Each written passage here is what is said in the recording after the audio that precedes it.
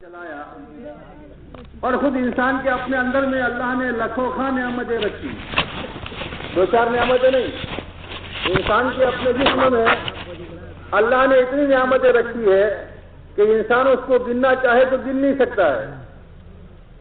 ان تعدوا نعمت اللہ لا تحصوها، اللہ فرماتے ہیں کہ اتنی نعمتیں ہم نے تم کو دی ہے کہ تم گننا چاہو تو گن نہیں سکتے۔ دنیا کی کیسی مشین ایجاد کر دو اور گننے والے کتنے ہی جمع کر دو، کتنی ہی مشینیں جمع کر دو، لیکن اس کے باوجود قرآن کہتا ہے کہ سب ہو کر بھی تم اللہ کی نعمت کو گن نہیں سکتے۔ شکریہ ادا کرنا تو بہت دور کی بات ہے۔ حضرت موسیٰ علیہ السلام اللہ سے فرماتے ہیں کہ اللہ، بندہ تیرا شکریہ کیسے ادا کرے کہ تو نے ایک نعمت دی اور بندہ اس پر شکر کرتا ہے تو شکر کرنے کی توفیق بھی تو نے دی، یہ بھی ایک نعمت ہے، پھر اس پر شکر کرے تو وہ بھی ایک نعمت ہے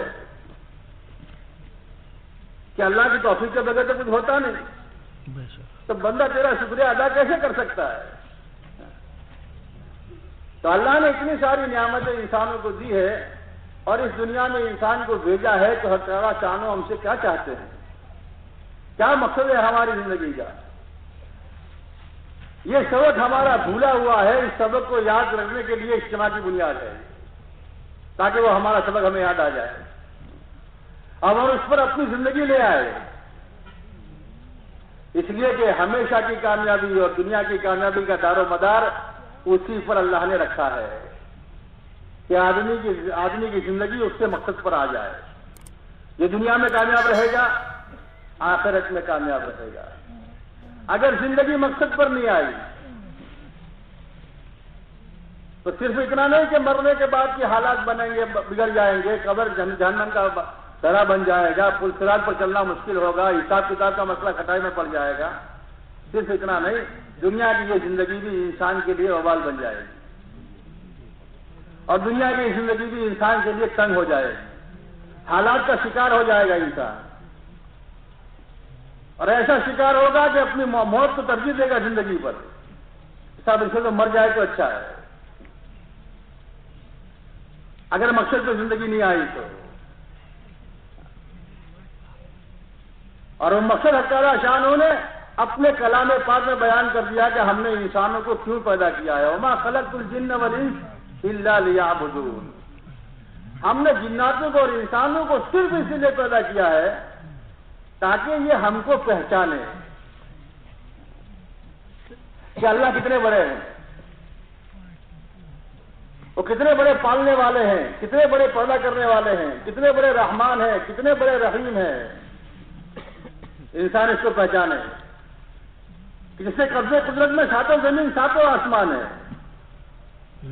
جو اکیلا مالک ہے ساتوں زمینوں کا اور ساتوں آسمانوں کا، جو اکیلا مالک ہے تمام مخلوقات کا، جو اکیلا پیدا کرنے والا ہے تمام مخلوقات کا، کسی کو پیدا کرنے میں کسی کی مدد کا محتاج نہیں اور کسی کو فنا کرنے میں کسی کی مدد کا محتاج نہیں، ساتوں زمین اپنی قدرت سے بنائی، ساتوں آسمان اپنی قدرت سے بنائے، زمین چاند سورج ستارے اپنی قدرت سے بنائے، کروڑوں کھربوں اربوں جو مخلوق نظر آتی ہے اس کو تنہا اپنی قدرت سے بنایا، چیونٹی کو اپنی قدرت سے بنایا اور جبریل علیہ السلام جیسے فرشتوں کو بھی اپنی قدرت سے بنایا۔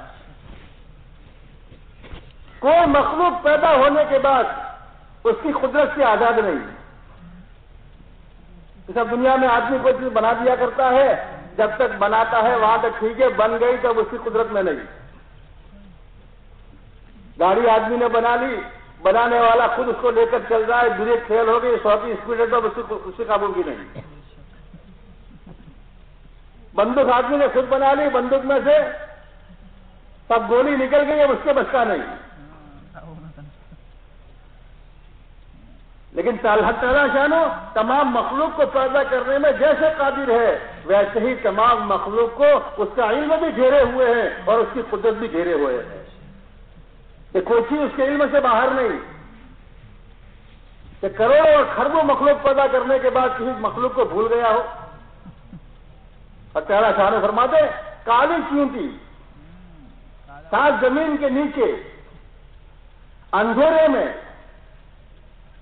کالی چٹان پہ وہ چلتی ہے تو صرف اس کو دیکھتے نہیں اللہ کہ صرف اسی کو دیکھ رہے، نہیں. جب کوئی کیڑا مکوڑا جب چلتا ہے زمین پر تو اس کے چلنے سے زمین پر ایک لکیر سی ہوتی ہے باریک. مٹی پر جب چلتا ہے کیڑا مکوڑا تو ایک لکیر سی ہوتی ہے باریک. لیکن سخت چٹان پر، صاف چٹان پر تو کیڑا مکوڑا چلے گا تو لکیر نہیں ہوگی. ہوتی ضرور ہے لیکن اس کو دیکھنے کے لیے بہت بڑے مشین کی ضرورت ہے، بہت باریک دیکھنے والے آلے کی ضرورت ہے. اس کے بغیر وہ لکیر نظر نہیں آتی. اللہ فرماتے ہیں کہ وہ کالے چونٹی کی، کالے پتھر پر کالی رات میں چلتی ہے، جو اس کے چلنے کو دیکھتا ہوں، اس کے چلنے کی لکیروں کو بھی دیکھ رہا ہوں. اس کے علم سے کوئی چیز باہر نہیں. وہ ہر مخلوق کو جانتا ہے، ہر مخلوق کی ضرورت کو جانتا ہے، اور ہر مخلوق کی ضرورت اپنی قدرت سے پوری کرتا ہے. وہ چونٹی کی ضرورت اپنی قدرت سے پوری کرتا ہے اور فرشتے کی ضرورت بھی اپنی قدرت سے پوری کرتا ہے.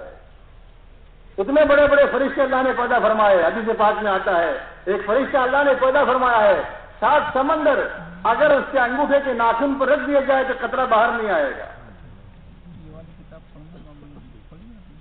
جس کے ناخن کے انگوٹھے کے ناخن کا یہ عالم ہے، وہ فرشتے کی جسامت کتنی بڑی ہوگی.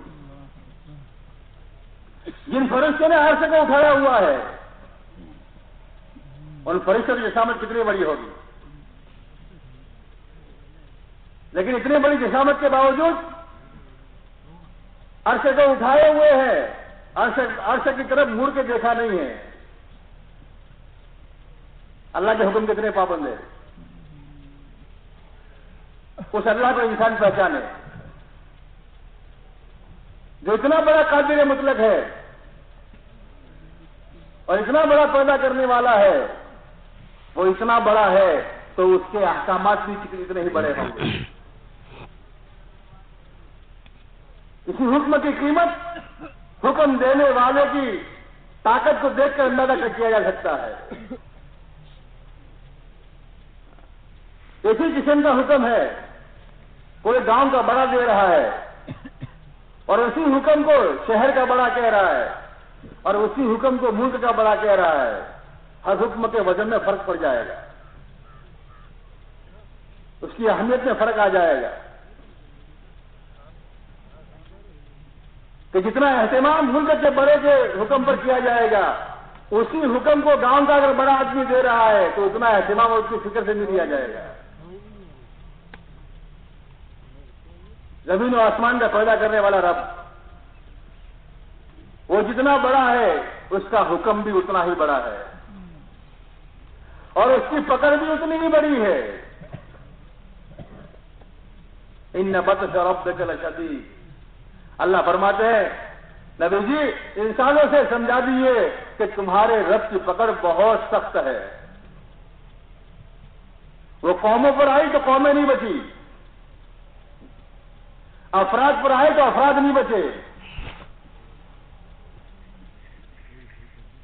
اس کی پکڑ بڑی سخت ہے اور اس کی داد و دہش اور اس کی نعمتیں یہ بھی بہت زیادہ ہے، انسان کے تصور سے زیادہ ہے.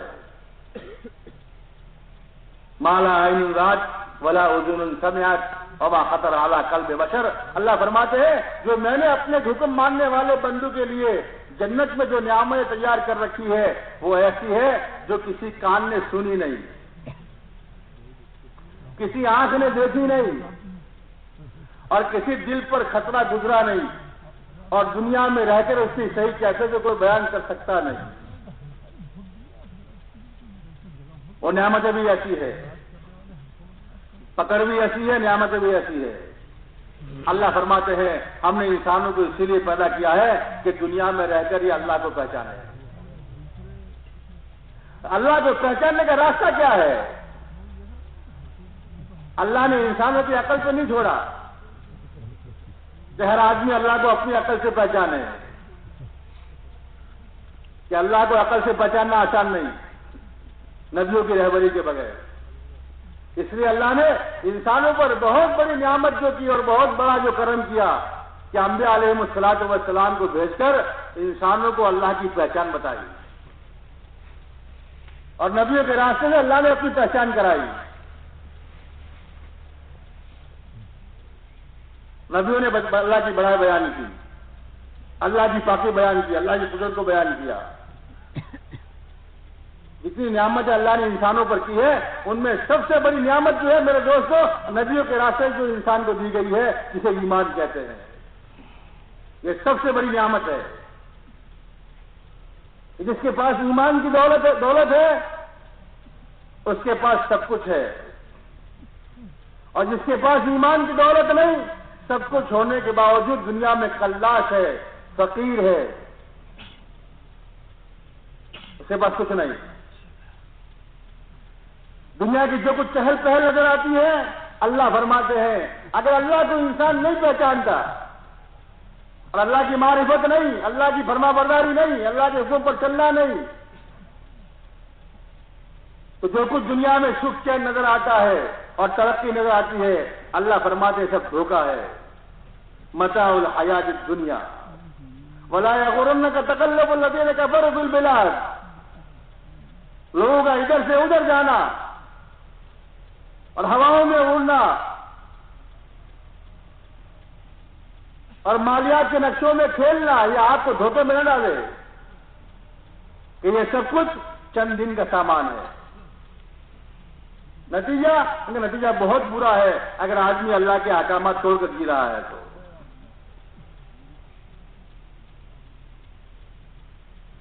من اعرض عن ذکری فإن له معیشۃ ضنکا، اللہ فرماتے ہیں میرے حکم سے روح گردانی کر کے جو جیے گا، اس کے لیے زندگیاں ہم تنگ کر دیں گے۔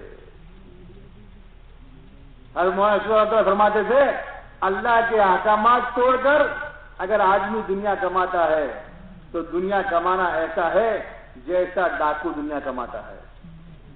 ڈاکو بھی ڈاکہ ڈال کر ایک رات میں لکھ پتی بن جاتا ہے، کروڑ پتی بن جاتا ہے، لیکن چین سے جی نہیں سکتا۔ کسی نے گھور کر اس کو دیکھ لیا تو بے چین ہو جائے گا، شاید یہ میرے کو پہچانتا کوئی سی آئی ڈی کا آدمی تو نہیں۔ کافی وردی میں کسی کو چلتے ہوئے دیکھ لیا تو ڈر کے مارے چھپ جائے گا، شاید میری تلاش میں تو نہیں۔ کیوں کہ مال کو حاصل کیا ہے حکومت کے قانون کے خلاف، اس لیے اس مال پر چین سکون نہیں۔ تو جو مال اللہ کے حکم کے خلاف استعمال کیا جائے گا، اس مال سے انسان کو چین و سکون کیسے ملے گا؟ سب سے پہلے تو اللہ اس کے رسول کا حق ہے مال میں، بعد میں دنیا والوں کے حق ہے۔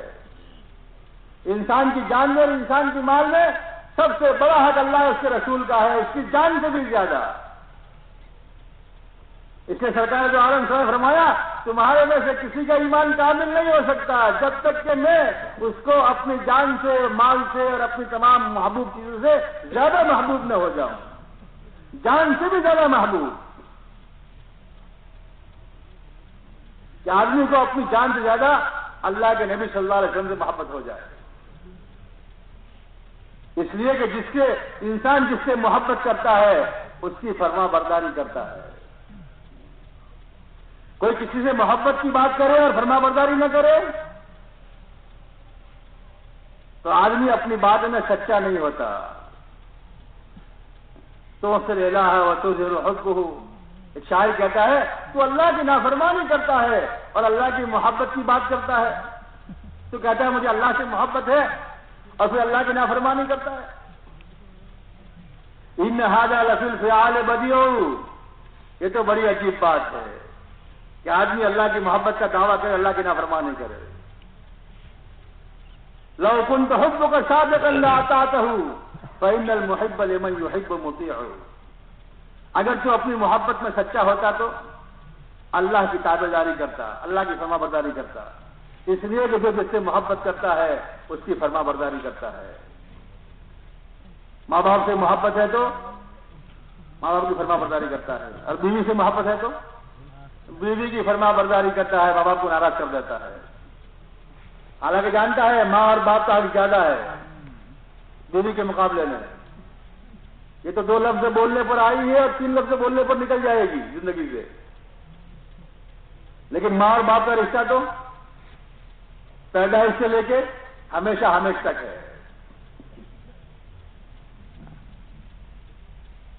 جانتا ہے لیکن چونکہ محبت بیوی سے ہے، ماں باپ کی نافرمانی کر کے بیوی کی بات مان لیتا ہے.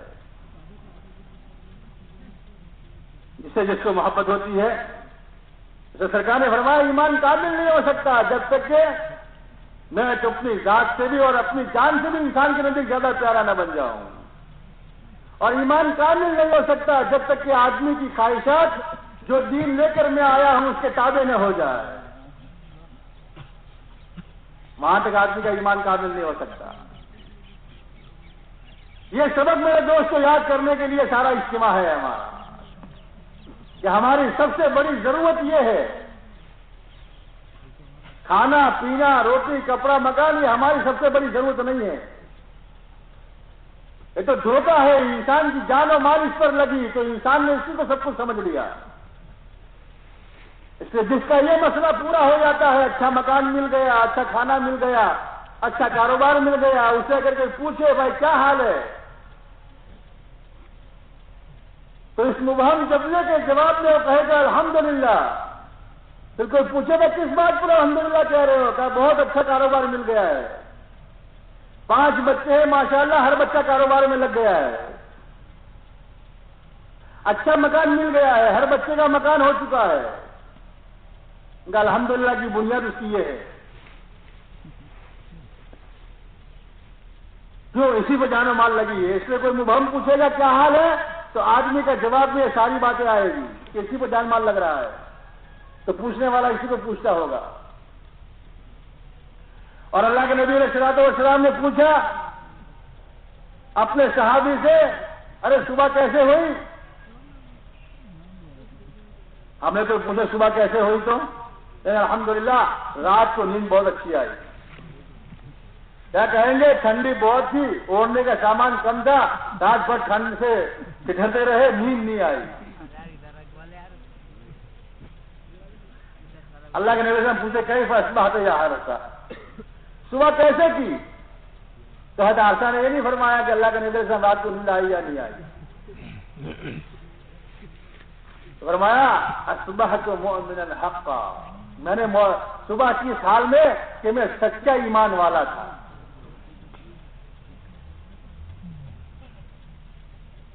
حضور پاک نے فرمایا ہر قول ہر دعوے کی دلیل ہوتی ہے. ہر قول کی دلیل ہوتی ہے. بھائی طبیعت اچھی ہے کیا دلیل ہے کہ رات کو نیند خوب آئی کھانا بھی خوب چلا یہ نشانی ہے دلیل ہے اس بات کی کہ طبیعت اچھی ہے. بھائی کھانا بھی چل رہا ہے نیند بھی آ رہی ہے سردی پہ سردی لگ رہی ہے گرمی میں گرمی لگ رہی ہے. سردی ہو اور کسی کو گرمی لگ رہی ہو تو ہر آدمی کہے گا بیمار آدمی ہے. سردی میں گرمی کا لگنا بیماری کی نشانی ہے اور گرمی میں سردی لگنا بیماری کی نشانی ہے. یہ نشانیاں ہیں بیماری اور صحت کی. حضور نے فرمایا دعویٰ ہے کہ تم کہتے ہو کہ مومن حق ہے ہم پکا میں ایمان والا ہوں تمہارے اس دعوے کی دلیل کیا ہے؟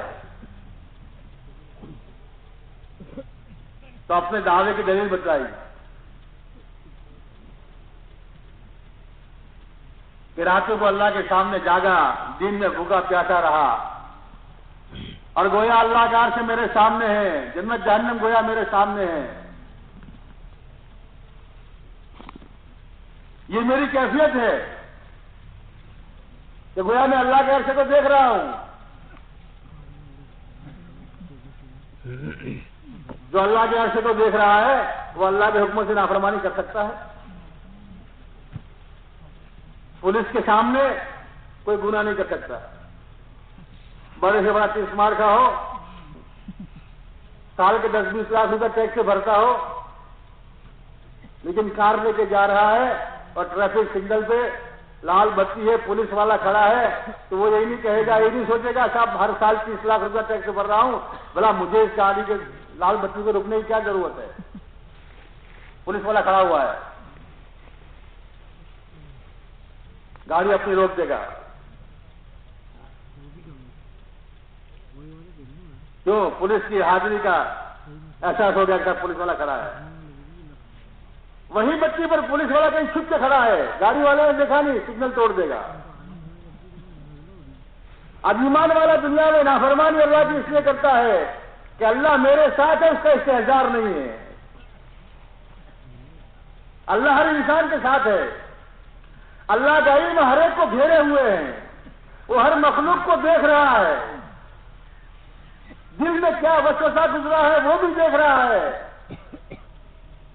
آنکھ میں آنکھ کیا خیالت کرتی ہے، سیدھا چل رہا ہے، آنکھ کی طرف دیکھ کر دائیں طرف کیا دیکھا، بائیں طرف کیا دیکھا، اللہ اس کو دیکھ رہا ہے، لیکن انسان کے سامنے اس کا استحزار نہیں ہے، اسے اللہ کی نافرمانی کر لیتا ہے۔ نواب صاحب تھے حیدرآباد کے، رات کو نکلے اپنی پبلک کا حال دیکھنے کے لیے، لباس بدلا، بھیس بدل کر باہر نکلے، ایک ٹانگا جا رہا تھا اس کو کھڑا کیا، اس میں بیٹھ گئے کہ میں شہر لے چلو۔ ٹانگے والے نے بھی دیکھا کوئی سواری ہے، جب چلے تھوڑی دیر تو نواب نے پوچھا ٹانگے والے سے، ارے بھائی صاحب تمہارے اس شہر کے نواب صاحب کیسے آدمی ہیں؟ سوال کے انداز سے وہ سمجھا کہ کوئی باہر کا آدمی ہے جو جانتا نہیں ہے نواب صاحب کو، اس لیے پوچھا نواب صاحب کیسے آدمی ہے؟ اس نے جتنی برائیاں تھیں وہ سب کر ڈالی، نواب تو ایسا ہے ویسا ہے تیسا ہے، اور پھر ٹانگے والا ہے پتہ نہیں کتنی گالیاں بھی کہہ دی ہوگی، یہ تو فیشن بن چکا ہے، گالی تو برائی نہیں رہی ہے، فیشن بن گئی ہے، خواہ مخواہ بھی ہر بات کے شروع میں گالی دے رہا آدمی، ہر بات کے آخر میں بھی گالی دے رہا ہے۔ اللہ کے نبی علیہ السلام فرماتے ہیں جب میری امت آپس میں گالی گلوچ کرے گی تو اللہ کی نگاہ سے گر جائے گی، سب نگاہ سے گرے گا تو کیا ہوگا؟ ان کے ساتھ نگاہ سے گرے گیا تو کیا ہوگا؟ ایک آدمی ہمیں دعوت دینے آ رہا ہے کہ صاحب میرے بچے کی شادی ہے اور بہت شاندار ولیمہ ہو رہا ہے، آپ کو حاضر ہونا ہوگا۔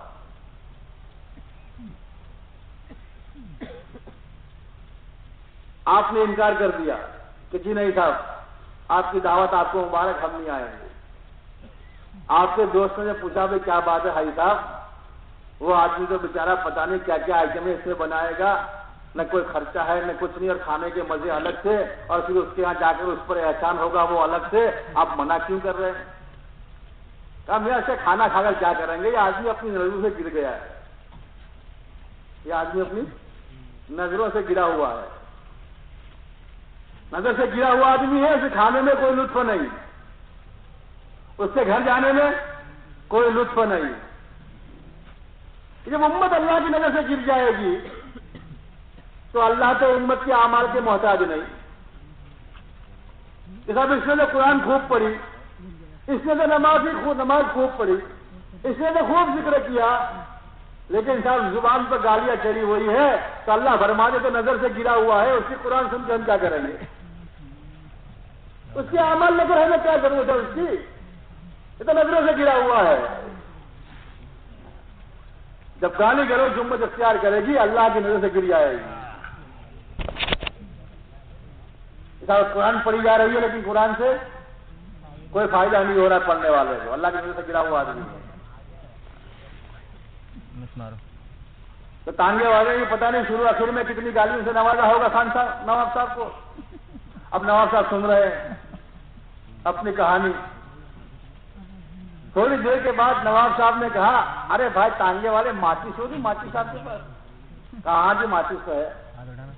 تو نواب صاحب نے اپنے منہ میں بیڑی لے کے جلا دو، بیڑی پینے والے کی عادت ہوتی ہے، منہ میں بیڑی کے سامنے لے کے جلا دو۔ اب جو اس نے جلا کے ماچس جلا کے جو بیڑی کے قریب کیا تو اس کی روشنی میں نواب صاحب کو دیکھا اس نے۔ اب دیکھا وہ جس کی میں نے برائی کی ہے وہ تو وہی نواب صاحب ہے، تو مارے رش کھا کے ٹانگے سے گر گیا۔ سب نواب صاحب تو کب سے ساتھ میں تھے، کیونکہ پہلے نواب ساتھ میں تھے لیکن ساتھ میں ہے اس کا استحضار نہیں تھا ٹانگے والے کہ نواب میرے پاس بیٹھا ہوا ہے۔ جب پتا چلا تو یہ حال ہوا۔ میرے دوست بزرگوں، دعوت کی مبارک محنت سے اور سارے اجتماع کی دوڑ بھاگ سے یہی مقصود ہے ہر ایمان والے کو یہ استحضار ہو جائے اللہ 24 گھنٹے میرے ساتھ ہے، میرے ہر اچھائی برائی کو دیکھ رہا ہے اور میں جو کچھ کر رہا ہوں اسے لکھا جا رہا ہے۔ جو کچھ کر رہا ہوں اسے لکھا جا رہا ہے، اور جو کچھ کر رہا ہوں اس پر کیا ہوگا اس کا فیصلہ بھی اللہ نے قرآن میں بتا کر ہمارے سامنے رکھ دیا ہے، تاکہ کوئی یوں نہ کہے کہ مجھے پتا نہیں تھا۔ جب جھوٹ بولیں گے تو یہ مصیبت آئے گی اللہ ہمیں پتا نہیں تھا ورنہ نہ بولتے، دھوکہ دیں گے یہ پتا نہیں تھا ورنہ ہم نہ وہ دھوکہ دیتے، نماز پڑھنے پر یہ ملے گا ہمیں پتا نہیں تھا ورنہ ساری زندگی سجدے میں گزار دیتے۔ جو کچھ کیا جاتا ہے لکھا جاتا ہے، اور جو کچھ لکھا جاتا ہے اس پر کیا عذاب و ثواب ہے اس کو اللہ نے اپنے کلام پاک میں بتا دیا ہے۔ اس لیے آخرت میں کہا جائے گا اقرا کتابک کفا بنفسک الیوم علیک حسیبا، ہر ایک کو اس کا نامہ اعمال دیکھ کر کہا جائے گا بھائی تو نے دنیا میں کیا کیا ہے، اس کتاب میں سب لکھا ہوا ہے، اور جو کچھ کیا ہے اس کی کیا کیا بدلہ ہے اور کیا عذاب ہے یہ کلام پاک میں لکھا ہوا ہے۔ اپنا حساب جمع ادھار کا خود ہی کر لے، پلس مائنس خود ہی کر لے، اور اس دن آدمی کو پلس مائنس میں گنجائش کی کوئی موقع نہیں ہوگا۔ کلاؤ صاحب نیکیاں کم ہے تو تھوڑی حاصل کر لے، اور گناہ کم ہے تو تھوڑا اس کو کم کر لے، اس کے لیے کوئی آدمی کے پاس موقع نہیں ہوگا۔ جو کچھ موقع ہے موت سے پہلے تک کا موقع ہے کہ آدمی زندگی کے رخ کو صحیح کر لے، اپنی زندگی کے مقصد پر اپنی زندگی کو لے آئے، تاکہ دنیا میں چین و سکون سے اور دنیا میں عزت و راحت کے ساتھ جیے، اور مرنے کے بعد ہمیشہ کی عزت و راحت میں رہے۔ اس دعوت کی مبارک محنت سے یہ ایک بات چاہی جا رہی میرے دوستو، اندر میں یقین آ جائے اس بات کا کہ جو کچھ اللہ نے اپنے پاک کلام میں کہا ہے وہ سچ ہے۔ جس اعمال پر کامیابی اللہ نے کہی ہے ان عملوں پر کامیابی ملے گی دنیا میں اور آخرت میں، اور جن عملوں پر اللہ نے ناکامی کہی ہے اس پر ناکامی آئے گی دنیا میں اور آخرت میں۔ یہ دین کی بنیاد پہلی سیڑھی ہے دین کی، یہ اندر میں اتر جائے۔ کمی صرف اس کی نہیں میرے دوستوں کہ آدمی کو معلوم نہیں ہے، کمی اندر کی طاقت کی ہے۔ آدمی جانتا ہے کہ صاحب پھل کھانے میں بڑا مزہ ہے، شربت میں بڑا لطف ہے، چائے میں بڑا مزہ آتا ہے، لیکن جب اندر میں بیماری ہوتی ہے تو نہ چائے کا جی چاہتا ہے، نہ پھل کھانے کا جی چاہتا ہے، نہ اچھی غذائیں کھانے کا جی چاہتا ہے۔ جب میٹھا کھاؤ تو بھی کڑوا لگے اور کڑوا کھاؤ تو بھی میٹھا لگے۔ اندر میں چونکہ بخار ہے، بخار کا اثر ہے کہ سب کچھ جاننے کے باوجود بھی کوئی چیز کھانے کا جی نہیں چاہ رہا ہے۔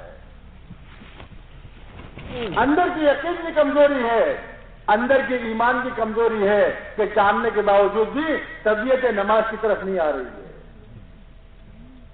اللہ کے سامنے میں رونے میں مزہ نہیں آ رہا ہے، دنیا کی باتیں کرنے میں گھنٹوں گزر جاتے ہیں، وقت کا احساس بھی نہیں ہوتا ہے، اور اللہ کے نام کو جپنے میں اور اللہ کے نام کی رٹ لگانے میں کوئی لطف نہیں ہے۔ مجلس میں کوئی زیادہ دیر اگر اللہ کی بات کر لے اور دین کی بات کر لے تو آدمی سوچتا ہے کہ صاحب یہ کہاں سے بیچ میں ٹپک پڑے، ساری مجلس کا مزہ کرکرا کر دیا۔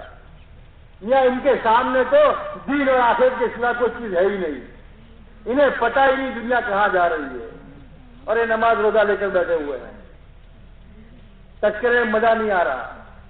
جیسے بخار کے مریض کو کھانے کے تذکرے میں کوئی لطف نہیں ہوتا،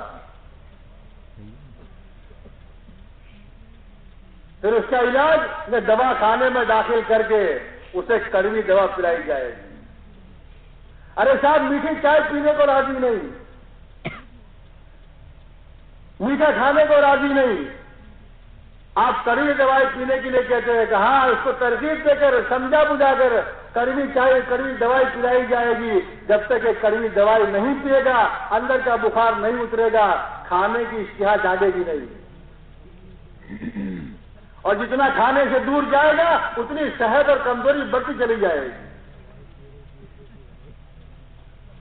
میں دعوت تبلیغ کی محنت سے امت کو ترغیب دی جا رہی ہے کہ اللہ کے راستے میں نکل کر ایمان کی خاطر قربانی دے کر ایمان کے لیے جان و مال لگا کر اپنے آپ کو تھکا کر اندر سے ایمان کی کمزوری دور کر لے تاکہ نمازوں میں لطف آنے لگے. پھر مسئلے سارے نمازوں سے حل ہوں گے کہ چیزوں سے مسائل کا حل ہونا یہ تو دنیا والوں کا تجربہ ہے. سب محنت کر کے پیسے کما لو، چیزیں کما لو، چیزوں سے کام بنے گا، یہ تو دنیا والوں کا تجربہ ہے، یقینی راستہ نہیں ہے. کہ سب پیسے ہو کر بھی چیز نہ ملے، روزانہ تجربے ہوتے رہتے ہیں اس کے. جب پیسہ ہے لیکن بازار میں چیز نہیں ہے، تجربے ہوتے رہتے ہیں. بیماریاں ہیں، بیماری آئی خوب دوائیں ہیں، ایک سے بڑھ کر ایک ڈاکٹر ہے، ایک سے بڑھ کر ایک شفا خانے کھولے جا رہے ہیں. نام بھی رکھا جا رہا ہے صحت کا ضامن شفا خانہ، لیکن صحت نہیں مل رہی. کہ چیزیں ہوں، چیزوں سے کام بنے، یقینی راستہ نہیں. اور اعمال سے کام بننا یقینی راستہ ہے. صرف نبیوں نے بول کر نہیں سمجھایا، عملی طور پر انسانوں کے سامنے اعمال کے ذریعے سے اپنے مسائل حل کر کے امت کے سامنے نمونے رکھ دیے کہ صاحب جو مسئلہ آدمی سمجھتا ہے کبھی حل نہیں ہو سکتا، 2 رکعت نماز کے ذریعے سے حل کروا دیا، اپنے نیک عمل سے حل کروا دیا. حدیث پاک میں ایک واقعہ آتا ہے، بنو اسرائیل کے 3 آدمی سفر کر رہے تھے، رات ہو گئی تو پہاڑ کے غار میں جا کر ٹھہر گئے کہ میں رات یہاں گزار لیں گے، صبح چل دیں گے. جب یہ تینوں غار میں داخل ہوئے آرام کرنے کے لیے تو ایک بہت بڑا پتھر رڑکتا ہوا آیا اور اس غار کے دہانے پر بند ہو گیا. پتھر اتنا بڑا تھا کہ تینوں آدمی اگر محنت کرتے تو اس کو دھکیل نہیں سکتے تھے. چیخ پکار کرے تو کوئی فائدہ نہیں، کوئی اس پہاڑ میں کون سننے والا. پھر غار کے منہ پہ پتھر ہے، باہر آواز بھی نہیں جائے گا. تینوں نے سوچا بھائی دنیا کی کوئی شکل تو نہیں ہے اس پتھر چھٹکارے کی، اپنے پاس اگر کوئی نیک عمل ہے تو اس نیک عمل کے واسطے سے اللہ سے دعا کرو تو شکل ہے ٹوٹنے کی. عمل سے کام بن سکتا ہے، چیزوں سے بننے کا راستہ بند ہو گیا، پتھر آ کر کیا کروا دے. آج میرے دوستوں ہماری زندگی کے ہر موسم پر اور ہمارے زندگی کے ہر مسئلے پر پتھر پڑا ہوا ہے، ہم اس کو طاقت سے حل کرنا چاہتے ہیں، حل نہیں ہو رہا ہے اور عمل کا راستہ سمجھ میں نہیں آ رہا ہے کہ اس پر جان مال نہیں لگی ہے. ایک نے کہا گیا اللہ تجھے معلوم ہے میرے ماں باپ بوڑھے ہیں اور میں بکریاں چرا کر جب شام کو واپس آتا تھا تو بکریوں کا دودھ دو کر پہلے اپنے ماں اور باپ کو پلاتا، پھر اپنے بیوی بچوں کو پلاتا. ایک رات مجھے آنے میں دیر ہو گئی تو ماں باپ میرے سو گئے تھے. میں نے بکری کا دودھ دو کر جب لے کر آیا دیکھا کہ ماں اور باپ تو سوئے ہوئے ہیں، تو میں نے انہیں جگانا مناسب نہ سمجھا. میں دودھ لیے رات بھر سرہانے کھڑا رہا کہ جب جاگے ان کو پلا دوں، اور میرے بیوی بچے بھوک سے رات گزار کے سو گئے، بھوک سے رات گزاری. میں نے ماں باپ سے پہلے بیوی بچوں کو پلانا دل نہیں چاہا میرا. اے اللہ اگر یہ عمل تجھے تیرے یہاں پسند ہو اور تیرے یہاں قابل قبول ہو، اس پتھر کی مصیبت سے ہم کو چھٹکارا دے دے. پتھر اپنی جگہ سے سرکا لیکن اتنا کہ باہر نہ نکل سکے. حدیث کی باتیں ہیں، دنیا کی من گھڑت کہانی نہیں ہے کہ پتہ نہیں ہوا بھی ہوگا کیا نہیں ہوگا. دوسرے نے کہا کہ اللہ تجھے پتا ہے کہ میری ایک چچیری بہن تھی، چچا کی بیٹی تھی میری، جس پر میرا دل آیا ہوا تھا میں اس سے اپنی خواہش پوری کرنا چاہتا تھا لیکن موقع نہیں آیا. ایک بار تندرستی نے اس کو ستایا. ماں اس کی بیمار تھی, دوائی کے لیے علاج کے لیے پیسے نہیں تھے. میرے پاس قرض لینے کے لیے آئی تو میں نے اس سے شرط رکھی کہ میری خواہش پوری ہو تو میں قرض دینے کو تیار ہوں. لڑکی مجبور تھی, تیار ہو گئی اس پر. جب میں نے اس پر قابو پا لیا تو اس نے ایک جملہ کہا, اللہ سے ڈر, اللہ سے ڈر, اور جس چیز پر اللہ نے مہر لگائی ہے اس کے حکم کے بغیر نہ کھول. مجھے تیرا ڈر آ گیا اور میں نے اس کو چھوڑ دیا,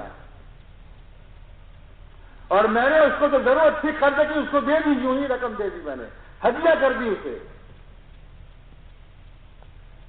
اے اللہ اگر تیرے یہاں یہ عمل قبول ہو تو اس مصیبت سے چھٹکارا دے دے.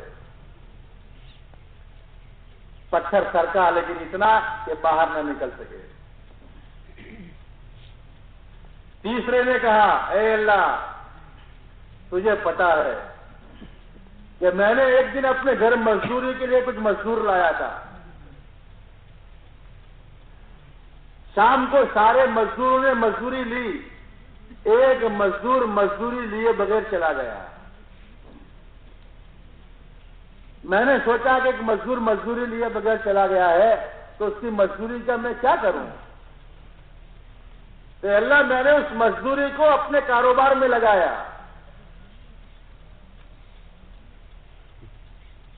اور پھر کچھ عرصے کے بعد وہ مزدور اپنی مزدوری لینے کے لیے آیا اور مجھ سے کہنے لگا, میاں میری مزدوری لاؤ اس دن کی. تو ایک بہت بڑا باڑا اور جگہ تھی جہاں بکریاں اور گائیں بھری ہوئی تھی. میں نے اس مزدور سے کہا, تو نے جو مزدوری چھوڑ کر گیا تھا میں نے اس کو کاروبار میں لگایا, اللہ نے اس میں اتنی برکت دی, یہ جتنا ریوڑ دکھتا ہے بکریوں کا گایوں کا یہ سب تیری مزدوری کا نفع ہے, سب لے کے جا. اس نے کہا کیوں مذاق کرتے ہو میری؟ کہا مذاق نہیں, حقیقت کہہ رہا ہوں. تیری مزدوری کو میں نے لگایا تھا اور یہ ساری کمائی تیری مزدوری کی ہے.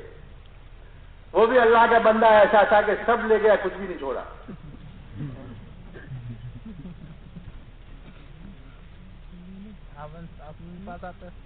ہاں, اس میں تینوں نے صرف نماز کے دین کو نہیں پیش کیا کہ صاحب نماز کے دین سے ہی مسئلہ حل ہوگا اور سب حج کرو گے اسی عمل سے مسئلہ حل ہوگا. یہ فرما نہیں, جیسے نماز کے دین سے مسئلہ حل ہوگا ایسے معاشرے کے دین سے بھی مسائل حل ہوں گے. اور جیسے نماز کے دین پر اللہ کی پکڑ آئے گی نماز کے چھوڑنے پر, ایسے ہی معاشرے کے دین چھوڑنے پر بھی اللہ کی پکڑ آئے گی. کہ دین تو پورے گلدستے کا نام ہے. دین تو جینے سے لے کر موت تک اور صبح سے لے کر شام تک تمام عمل کو نبی کے طریقے پر کرنے کا نام دین ہے. چند عمل کا نام دین نہیں ہے کہ آدمی نماز پڑھ کر اپنے کو دیندار سمجھ لے, اور آدمی صرف حج کر کے اپنے کو دیندار سمجھ لے, اور زکات دے کر اپنے کو دیندار سمجھ لے. فرمانا جیسے نماز کا دین ضروری, زکات کا دین ضروری, حج کا دین ضروری, روزے کا دین ضروری, معاشرے کا دین بھی ضروری, معاملات کا دین بھی ضروری, اور اخلاق کا دین بھی ضروری. کہ اللہ میں نے اس کی مزدوری اس کو دے دی, اگر یہ عمل تیرے یہاں قابل قبول ہو تو اس مصیبت سے چھٹکارا دلا دے. حدیث میں آتا ہے پتھر پورا سرک گیا اور تینوں اپنے اپنے گھر روانہ ہو گئے. اعمال سے کاموں کا بننا یقینی ہے, چیزوں سے کاموں کا بننا انسانوں کے تجربے ہیں.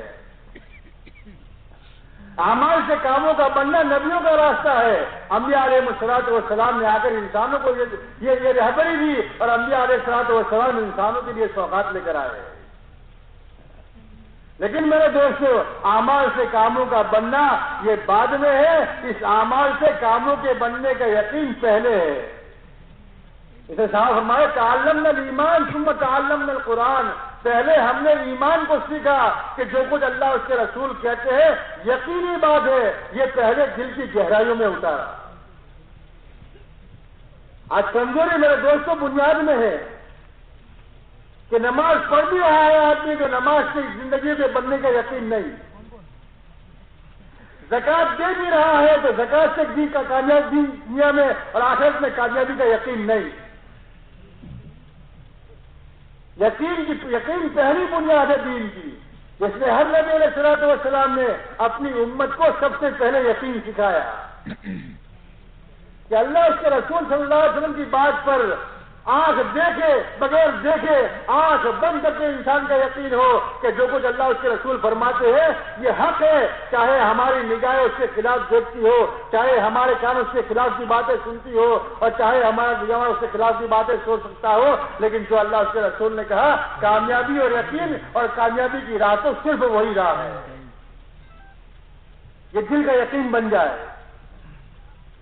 کہ صحابہ نے پہلے اس یقین کو سیکھا تھا کہ پیڑ پر پتھر بندھے ہوئے ہیں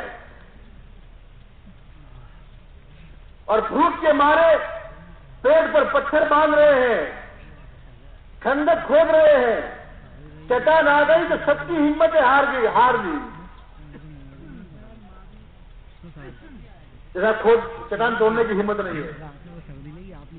اللہ کے نبی اسلام کے پاس آئے، سرکار بہت بڑی چٹان نکل آئی ہے، کھڈا کھودتے کھودتے اس کو توڑنے کی ہمت نہیں ہے۔ اللہ کے نبی کا تشریف لائے،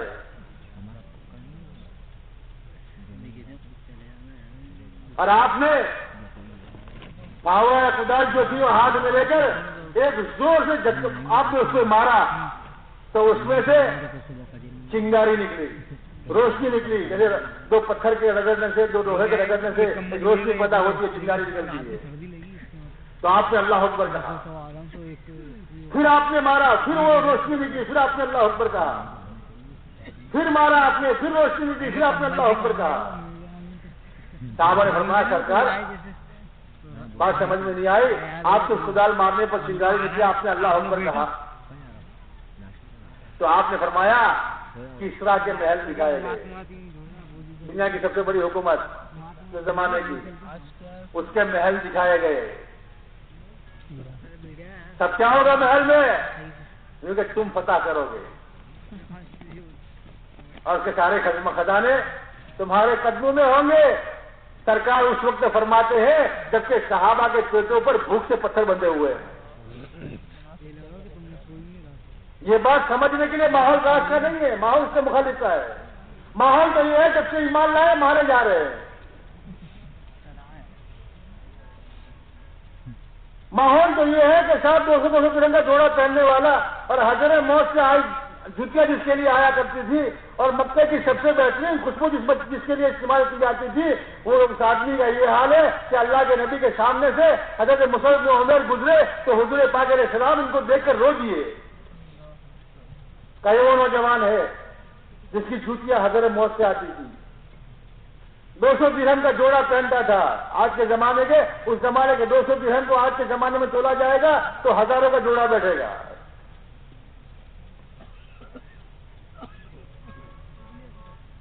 دنیا کی سب سے بہترین خوشبو اس سے جس گلی سے نکل جاتا ہے مسجد، اور ان کے نکلنے کے بعد کئی وقفے کے بعد جب کوئی آدمی اس گلی سے گزرتا تو یوں کہتا لگتا ہے کہ حضرت مصعب اس گلی سے گزرے ہیں، خوشبو ابھی تک باقی ہے،